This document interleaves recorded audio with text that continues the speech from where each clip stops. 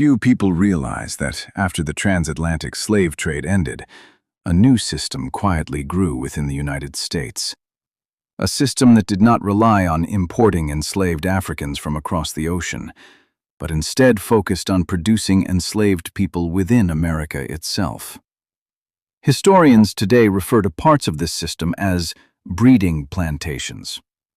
These were not plantations focused primarily on cotton, tobacco, or rice. Their purpose was something far more disturbing. They were designed to increase the enslaved population itself. In 1808, the United States officially banned the international slave trade. From that moment forward, slaveholders could no longer legally import enslaved Africans from overseas. But the demand for labor across the American South was exploding. The cotton industry was expanding rapidly, pushing westward into states like Alabama, Mississippi, Louisiana, and Texas. Plantation owners faced a new challenge. They needed more enslaved workers, but they could no longer buy them from abroad. So the solution became reproduction. Instead of importing enslaved people, slaveholders began producing them domestically. Across parts of the Upper South, particularly Virginia, Maryland, and Kentucky, plantations increasingly relied on the natural increase of enslaved populations. Children born into slavery automatically became the legal property of the slaveholder. This law was known as partus sequitur ventrum. It meant the status of the child followed that of the mother. Every child born meant another person who could be forced to work or sold for profit. Enslaved women were placed under immense pressure to bear children.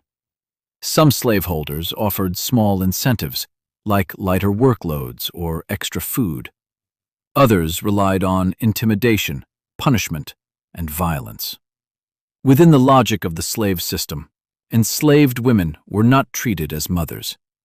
They were treated as producers of property. Their ability to have children became a source of wealth for those who enslaved them.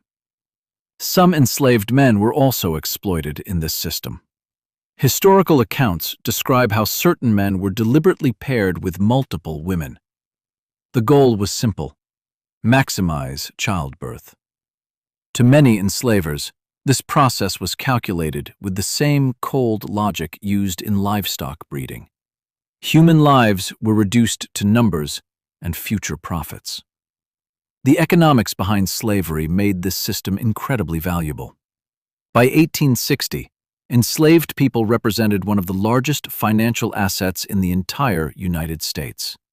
Historians estimate their combined value exceeded $3 billion, more than the value of all American factories and railroads combined at the time. Every child born into slavery represented future labor and future profit. At the same time, the domestic slave trade was expanding rapidly. Slave traders transported hundreds of thousands of enslaved people from the Upper South to the Deep South. Families were routinely torn apart. Children sold away from parents. Husbands separated from wives. For enslaved women, pregnancy often brought not protection, but deeper vulnerability. There was always the possibility that their children could one day be taken and sold. Yet even within this brutal system, enslaved communities resisted in the ways they could. They formed families. They protected one another. They preserved traditions, culture, and faith. And they passed down stories that carried their experiences forward through generations. When the Civil War ended in 1865 and slavery was abolished, the legal system that treated human reproduction as property collapsed. But the legacy of that system did not disappear overnight. The forced separation of families, the generational trauma, and the immense wealth created through slavery would leave lasting marks on American society.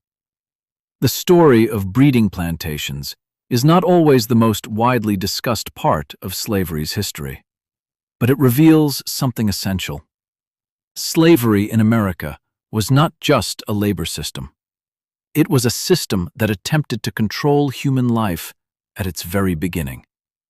And understanding that truth helps us better understand the depth of what enslaved people endured and the resilience it took to survive it. And if you want to continue exploring the truths, stories, and forgotten chapters of history, subscribe to Blackout History.